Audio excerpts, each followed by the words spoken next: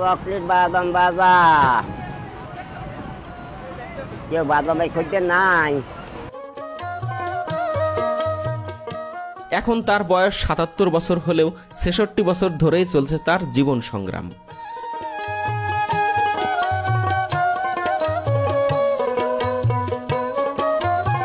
নিঃসন্তান ও জন্মান্ধ আব্দুল গফুর মল্লিকের এই বয়সেও নারকেলের নাড়ু আর বাদাম বিক্রি করতে হচ্ছে ট্রেনে চড়ে চড়ে। যখন তার বয়স মাত্র ১১ বছর তখনই তিনি শিশুমনে সংকল্পবদ্ধ হন যে কখনো তিনি ভিক্ষা করবেন না। প্রথম জীবনে নিজেই নারকেল গাছে উঠে অন্যের নারকেল নামিয়ে দিয়ে যে কয়টি নারকেল পেতেন তা দিয়েই নারকেলের নাড়ু বানিয়ে বিক্রি করতেন। জীবনের একটি পর্যায়ে এসে উপজেলার নির্বাহী কর্মকর্তা সহযোগিতা নিয়ে গেলেও সেটিকে তিনি বিনয়ের সাথে ফিরিয়ে দেন। তিনি কখনো চাননি দুহাত পেতে কারো কাছ থেকে ভিক্ষা গ্রহণ করতে। জীবন নিয়ে যাদের শত অভিযোগ, প্রাপ্তি আর অপ্রাপ্তির হিসাব মিলাতে পারেন না, তাদের জন্য আব্দুল গফুর মল্লিক হতে পারে একটি সাহস ও অনুপ্রেরণার গল্প। ছোটবেলায় একদল ব্যবসায়ী তার পিতাকে বলেছিলেন ২ সিপারা কোরআন মুখস্থ করে ভিক্ষা করলে টাকার অভাব হয় না। সেই ১১ বছর বয়সেই তিনি বলে উঠেছিলেন, আমি কখনো হাত পাতা ব্যবসা করব না। তিনি এখনো বলেন ও হৃদয়ে বিশ্বাস করেন, নবীর শিক্ষা করিও না ভিক্ষা।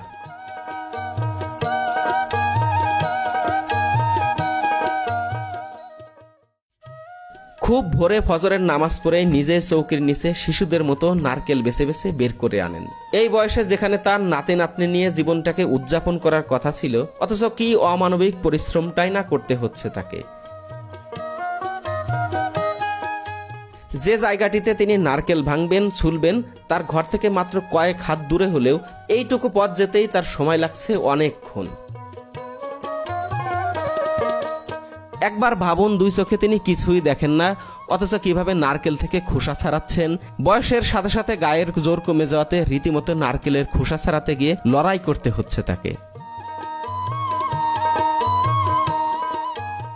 কুমিরখালী থেকে মানে যে কাপড় ব্যবসা করে আলী সাহা মল্লিক আর খেলা মল্লিক, তা এরা আসে কয় যে 1 সিপারা কোরআন শরীফ পড়লে পরে গাড়ির মধ্যে হাত পাতলে টাকার নাই অভাব।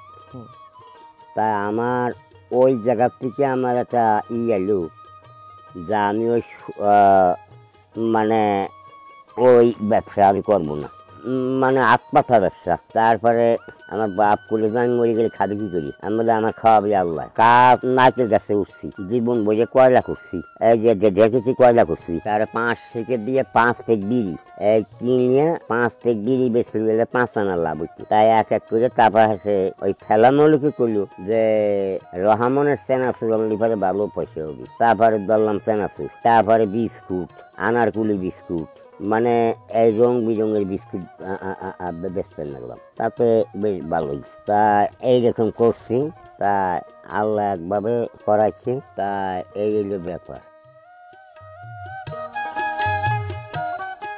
নাড়ু বানানোর এই সমস্ত প্রক্রিয়ার মধ্যে শুধুমাত্র নারকেল দিয়ে মিঠাই জ্বালানোর সময় যে কাজটি, সেই কাজটির জন্য তিনি তার স্ত্রীর সহযোগিতা গ্রহণ করেন।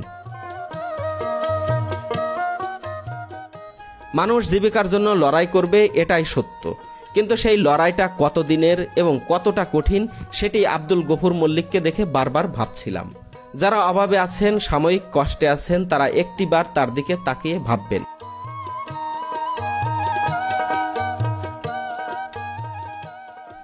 নাড়ুর জন্য নারকেল প্রস্তুত হয়ে গেলে তিনি নিজ হাতেই নাড়ু বানান এবং নিজের হাতে গুনে গুনে নাড়ুগুলো বয়ামে ভরেন।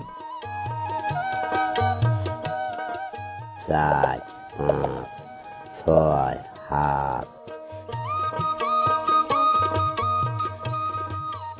দু চোখে কোনো আলো নেই, কিছুই দেখতে পান না, অথচ দেখুন কি নিখুঁত ভাবে তিনি নাড়ু তৈরি করছেন। জীবনের ৬৬টি বছর জীবিকার প্রয়োজনে এভাবে নাড়ু বানাতে বানাতে তার হাত দুটি যেন পরশ পাথর হয়ে গেছে। এই হাত দিয়ে যা ধরছেন তা একদম নিখুঁত একটি নাড়ুতে রূপান্তরিত হচ্ছে। আমি ফার্স্টে এই নারকেল আর মিঠাইয়ের যে মন্ড রয়েছে এটি দেখে ভেবেছিলাম এটি উনি পারবেন কিনা, অথচ এই হাত দিয়ে তিনি নারকেল ভাঙলেন, নারকেল কুড়ালেন, এখন এই নাড়ু তৈরি করে যাচ্ছেন।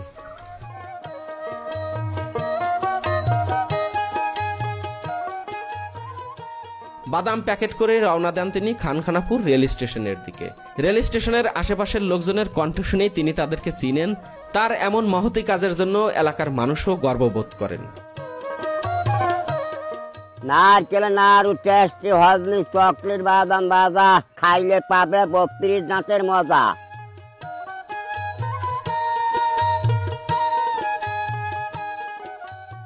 আমাদের কাছে ভালোই লাগে, যেহেতু একটা ব্যবসা বাণিজ্য করে খাইতেছে, পারতো ভিক্ষা করে খাইবার পারতো বা অন্য কিছু করতে পারতো।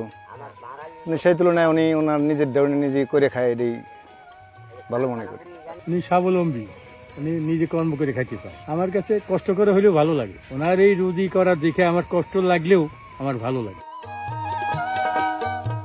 একটা সময় ইউনো মহোদয় তাকে সাহায্যের হাত বাড়িয়ে দিলেও তিনি সেটি গ্রহণ করেননি এবং আমি ঘেটে দেখলাম একটি বেসরকারি গণমাধ্যমও সেটি নিয়ে নিউজ করেছিল ইউনোর বক্তব্য সহ।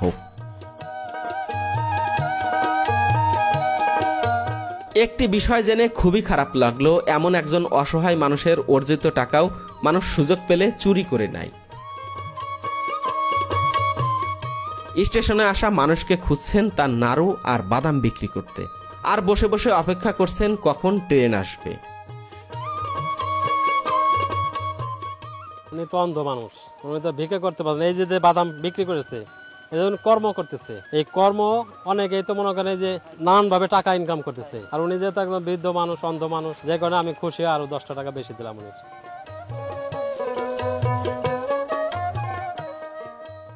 অবশেষে খানখানাপুর রেল স্টেশনে ট্রেন এসে থামলে অন্যদের সহায়তায় তিনি ট্রেনে উঠলেন।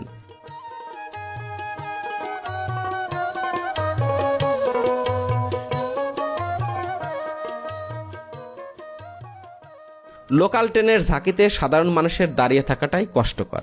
সেখানে মানুষের সিটের পাশে পাশে গিয়ে কতই না আকতি মিনতি করে নাড়ু বাদাম বিক্রির আবেদন করছেন। চকলেট বাদাম ভাজা কেউ বাদামে খুঁজতে নাই।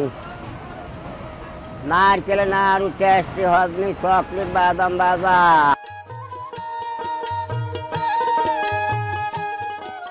তিনি আমার কাছে একটি মোবাইল সিম আর বিকাশ অ্যাকাউন্ট খুলে দেওয়ার দাবি করেছিলেন। আমি সেদিনই সেটি করে দিয়েছি।